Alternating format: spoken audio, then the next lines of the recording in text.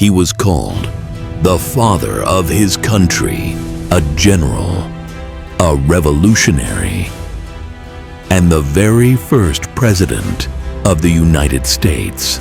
But before the statues, the portraits, and the dollar bills, he was just George. This is the story of George Washington, the man behind the myth.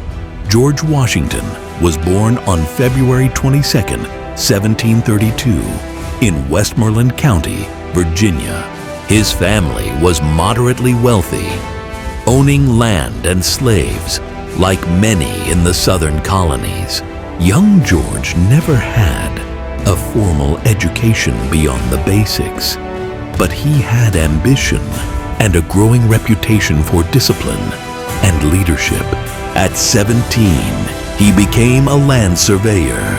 By 20, he was thrust into military service during the French and Indian War, where he gained valuable and at times humbling battlefield experience. Washington married the wealthy widow Martha Custis in 1759, becoming a stepfather to her 2 children. He settled at his estate, Mount Vernon, living the life of a gentleman farmer. But as tensions grew between Britain and her American colonies, Washington's quiet life was about to change forever. In 1775, as the American Revolution began, Washington was chosen as the commander-in-chief of the Continental Army. He wasn't the best tactician, but he was steady, determined, and inspired loyalty. Winter at Valley Forge, the famous crossing of the Delaware, the long years of war. Through it all, Washington held the army together and the idea of America with it. Victory came in 1783. Washington could have seized power. Some even wanted him to become king. Instead, he did something unheard of. He resigned his command and returned to civilian life. That act alone cemented his legacy as a leader of principle. But duty called again.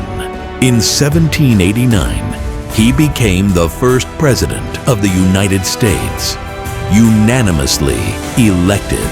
The preservation of the sacred fire of liberty is finally staked on the experiment entrusted to the hands of the American people.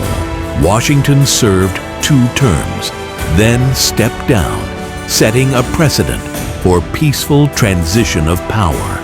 He warned against political parties and foreign entanglements, advice we still debate today.